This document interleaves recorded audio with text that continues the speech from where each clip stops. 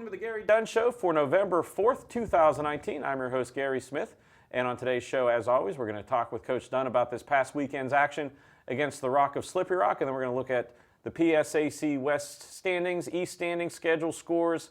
We're going to break down this upcoming week's opponent, and we have a special conversation from a viewer who I met in the bathroom at Slippery Rock. But before we get to all that, let's bring in Coach Dunn. And Coach, welcome to the show once again, and I can't believe we're finally at the last week of the regular season for divisional play. Appreciate it. Good to be back for another week, and you know, rough weekend, but we're moving on.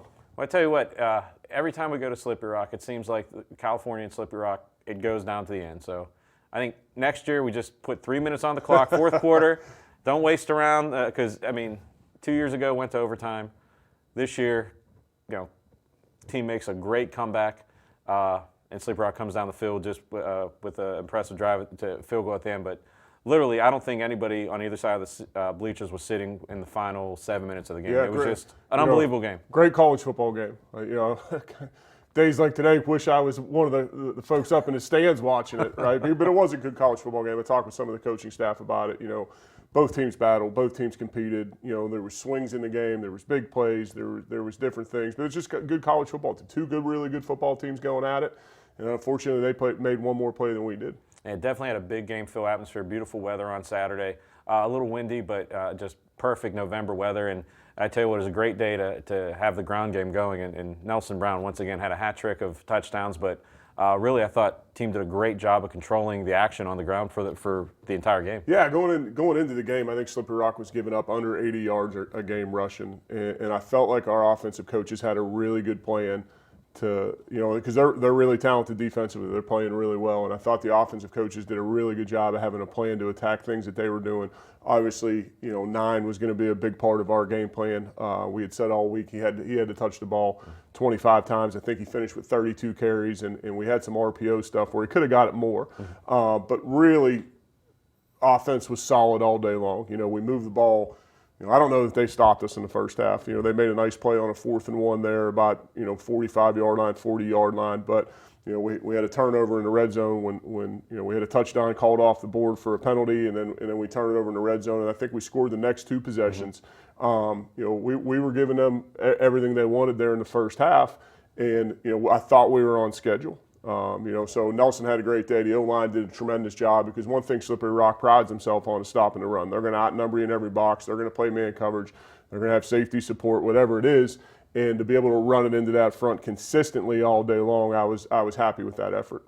Yeah, definitely. It was one of those things when we were looking at the halftime stats, you know, we knew coming into the game we had to tell the tape just what they do on the defensive side, and you saw the offensive numbers. And it's one of those things, you know, if you're sitting in the stands, you can kind of get a feel for a game. But when you see, because you know that your team was moving up and down, but to see it backed up with the numbers against, you know, a team that has historically this year been stingy on defense was just impressive. And you know, it was great seeing Noah Mitchell coming out. You know, he banged up last week, coming out and really didn't miss a beat in that first half. Yeah, Noah's a tough kid. Very limited practice reps all week. You know, if you'd asked me last Sunday and Monday if he was going to play, I was going to tell you no.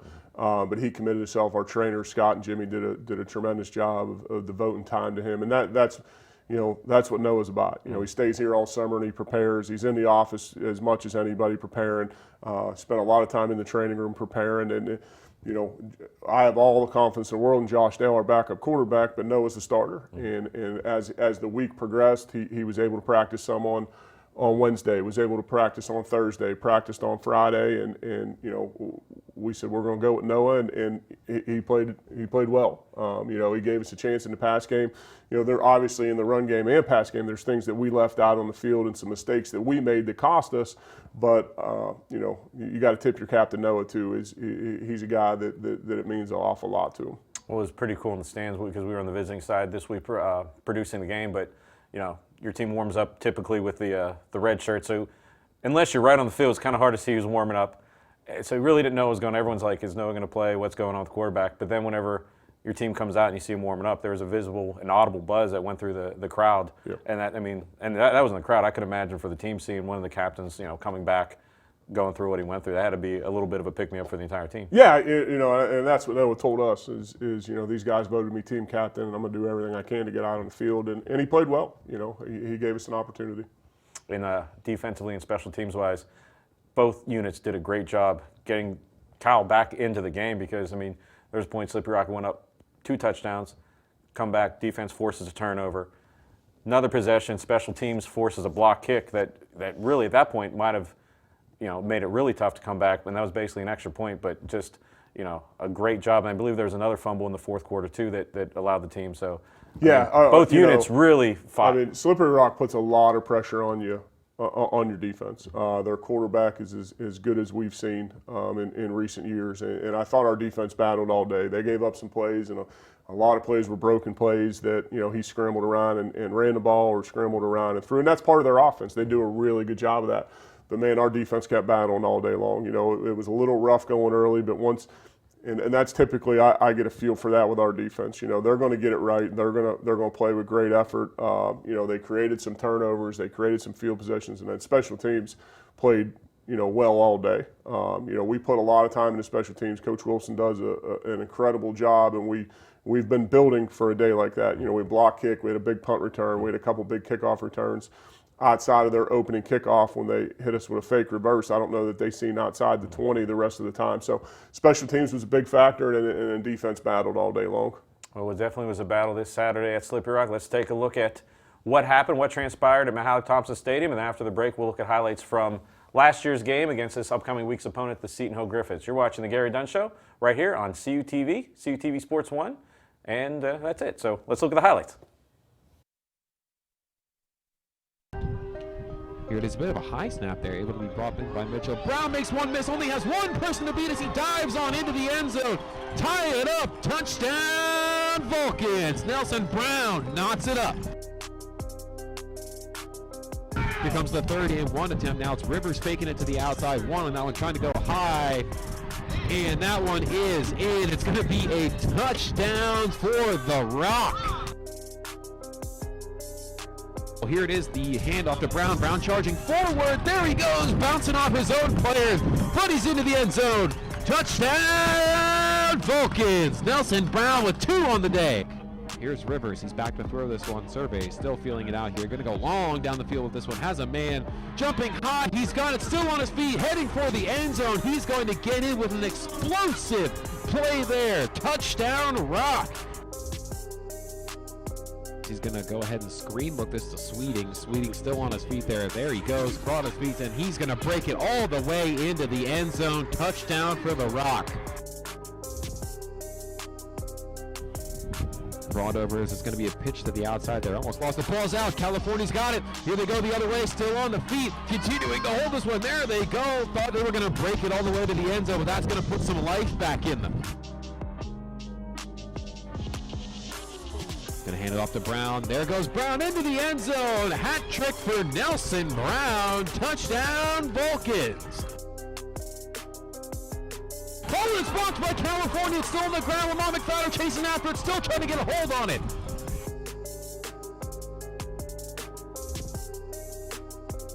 Dale dropping back to throw. Surveys. There he goes. Heading for the end zone. It's Jaquay Jackson into the end zone.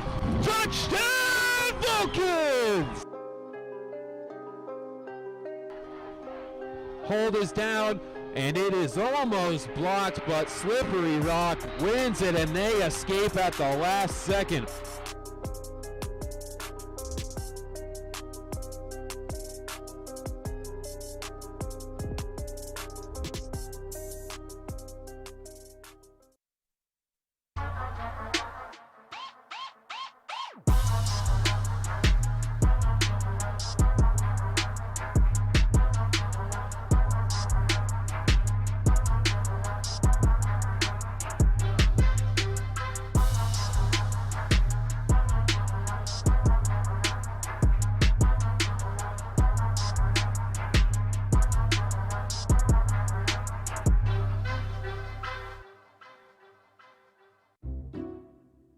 never forget the day our landlord called and said, read your lease. No pets allowed. My owner tells him my dog ate the lease, but that didn't work. And now I'm stuck in a shelter. But this pit bull is ready for a new crib. I'm loving, loyal, and play well with others. So don't be intimidated by all my muscles, because the biggest one I have is my heart.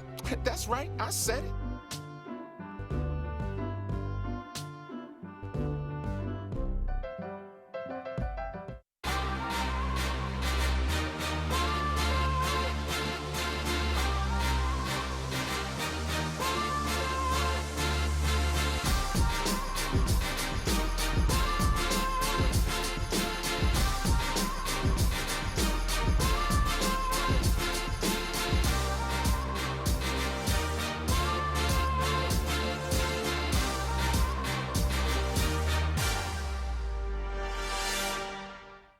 Consider the future. Your future. At California University of Pennsylvania, you can build your life your way because we believe in you. We invest in you, empower you to create the future you envision. We give you the tools and teaching so you can rise up and achieve. Don't settle for someone else's vision of you. Build you at CalU. Visit us at calu.edu.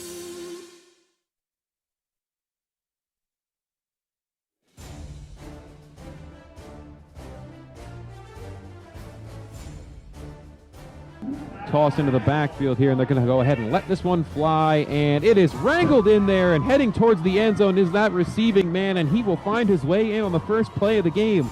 Touchdown, Griffins.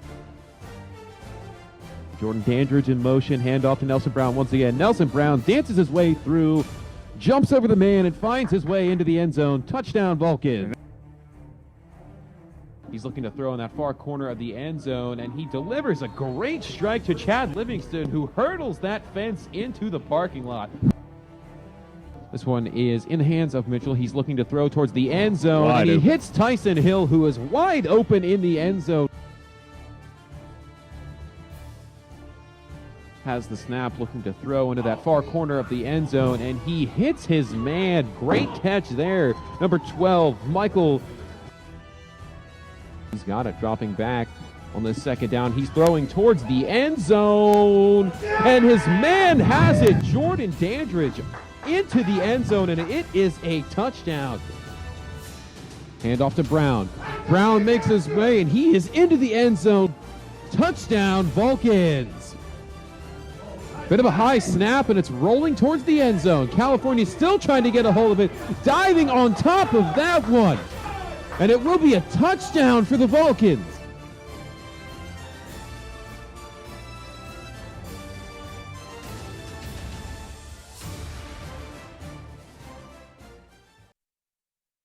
And welcome back to the Gary Dunn Show. Right there you saw highlights from last year's game against Seton Hill at Offutt Field. And since the game this year is at CalU, I'm going to hold my obscure fact about Offutt Field till next year's Coach's Show. So you're going to have to tune in for every episode to the Gary Dunn Show 2020.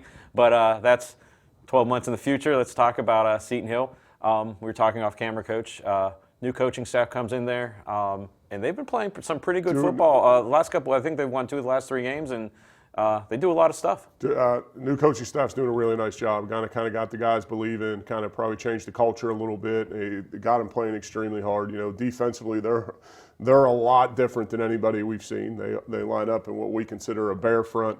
You know, they'll have 3 down linemen and then really 4 or 5 linebackers, safeties, you know, all crowding the ball. They're similar to Slippery Rock as far as man coverage, play a lot of man coverage, outnumber you in the box and try and say you're not going to run the ball. But got some really good athletes. The free safety is probably as good as anybody in the league. Got some good linebackers, a couple kids coming off the edge.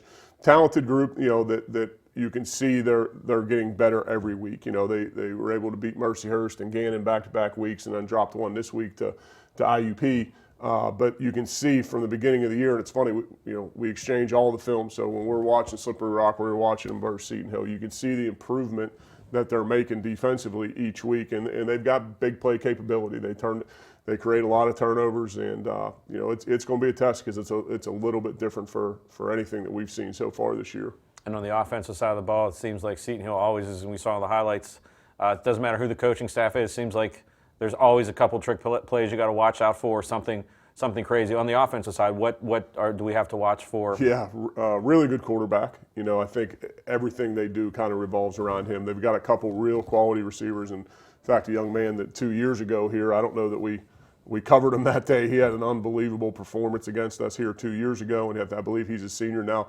But they throw it around, they sprinkle in the run game enough to keep you honest. But then you talk about trick plays. I've seen a ton out of them this year: halfback passes, reverse passes, throwback passes. They do a little bit of everything to keep you off balance. But I think it all starts with the quarterback. A really good quarterback, two really good receivers, and then some really nice compliments to that. And then they're going to try and run the ball as well. So it's going to be a test for us. So we've got a drop last week. We can't get it back. And we got to move on and have a great workout today and get ready for a team that's playing. You can see them getting better every week. And not only that, I mean, they're a team that's better. They're a team that's improving. They're the next team on the schedule, but they're in our backyard. I mean, it's basically Greensburg, California. That's a short little drive, and that's got to be a little interesting because really, when we're on the show each week, for years it was IUP and Slippery Rock were the closest two teams, about an hour and a half, hour 45. But Seton Hill literally is in the backyard, and there's a little more juice whenever you're playing your neighbor. Yeah, 35, 40 minutes down the road, and a lot of our guys know their guys, and so it's a great. We talk about it every week. They're all rivalry games. I treat them all the same. But yeah, it's close. Your next door neighbor, and we're going to play at 4 o'clock on Saturday. Yeah, and that's a change. So for all you Vulcan fans, the game is at 4 o'clock. So if you're used to coming and tailgating and being at the stadium at 1 o'clock, you can still tailgate at the same time. You just can't get in the stadium. Kickoff will be at 4 o'clock. And before we look into wrapping everything up, let's take a look at this last week's schedule, or last week's scores, standings, schedules, and all that fun stuff throughout the PSAC East and West. We're going to start with the PSAC West scoreboard. You see Slippery Rock, Kyle, and then Seton Hill at home against IUP, losing 50-23. The battle for the Niagara Cup at Mercyhurst. Mercyhurst beats Gannon 28-7. And then Edinburgh and Clarion, both teams that are kind of going in different directions. Clarion started hot and seemed to have cooled off, and Edinburgh started cold and has seemed to be heating up towards the end of the year. Edinburgh gets the win 27-20. And let's go over the PSAC East. And, coaches, a lot of people know I'm prone to having at least one or two typos on any scoreboard or graphic. But there's a score on here, we'll get to it, that's not a typo. I checked it 4 or 5 times. But the big game out east this week was Kutztown-Westchester. Kutztown clinching the PSAC East with a 30-17 win over Westchester. Bloomsburg and Millersville. Shout out to Colin Kirkwood, who's high school. Millersburg won the District 3 single A title this past weekend. But Bloomsburg beats Millersville 26-21. Shippensburg over Lock Haven 65-32. And then Shepherd over East Stroudsburg, one of the highest scoring games anyone can really think of, 76-34. And I feel bad for the official scores in that game because that's a lot of numbers. That's a lot of points right there. Coach, have you ever been involved in a game where it's either been one team scoring over 70 or just it's an insane amount of combined points? Sometimes you get. I remember when I was at Morehead State University, we went out. We were losing, I think, 42-0 at halftime, and came back and won like 54-48 or something crazy. Yeah, it's sometimes that's just the way it goes. A lot of points.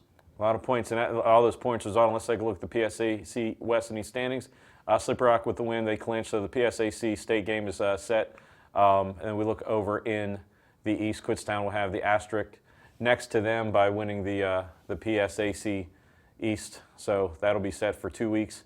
And let's take a look at this upcoming week's schedule in the PSAC. Again, as Coach and I mentioned, this is the last week of divisional play. 2 weeks left in the season. There's a crossover at the end of the year, but this is the last one for divisional play. See Seton Hill and Cal at 4 o'clock. And Coach, out of this, if you're a fan, as there's games all over the day, what's the other game you would Mercyhurst and Clarion will probably be a really good game, and then you're probably going to see a lot of points scored at Shippensburg at East Stroudsburg game again. The nightcap in the PSAC at 6:05. And I thought we'd be the latest game at 4, but there's a 6:05 game in there. Yeah, it's always interesting when I'm doing the schedules. It seems like some weeks everything's at noon. Some weeks it's like noon to 6, and then this one noon, 12 to 4. Yeah, all over the board. And it's late in the year, so I actually hope everyone turned their clocks back, so it's going to be dark earlier.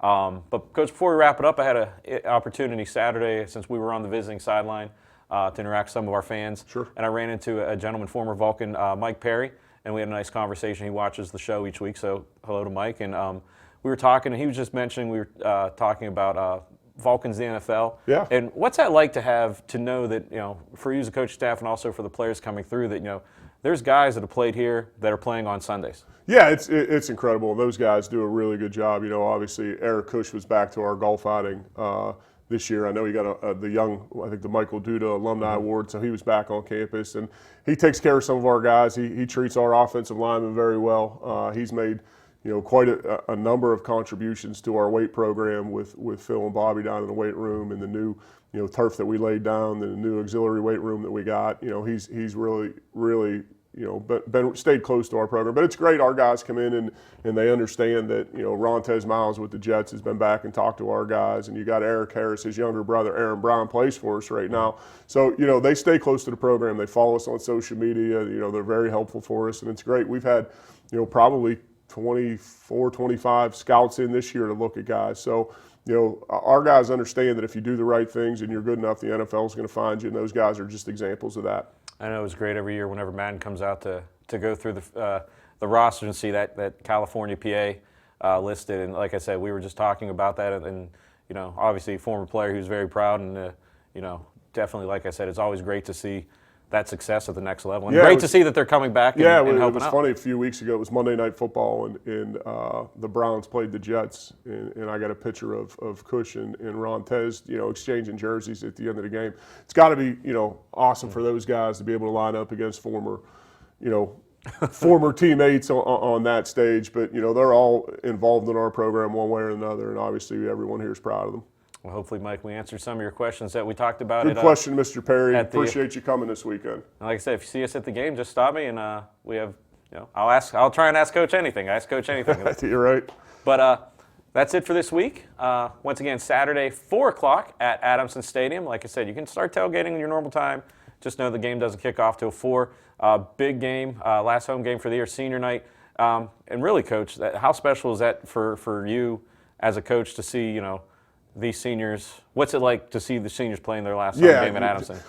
It's not good. I told President Jones a little while ago, I'm the only guy on campus that doesn't like graduation. That's kind of the goal, is to get these guys graduated, and I obviously do want them to finish their academic careers, but sure would like to have some of those guys, for another year. But no, it's kind of a combination of their work, and you see, guys that where they start when they come into the program and where they finish is incredible, and we're going to miss these guys dearly, but they've been a good group. This is one of the most enjoyable years I've had coaching, just the guys and the makeup and the way they work and the way they go about their business. And Saturday was no different.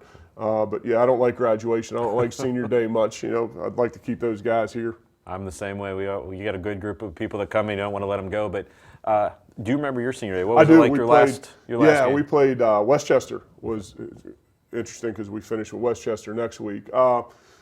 It's bittersweet. It's hard to realize that might be the last time that you put the pads on. So I know this. Our guys are going to continue to battle and fight, and you saw that this weekend. But there's not going to be any quit in our group. I can assure you that.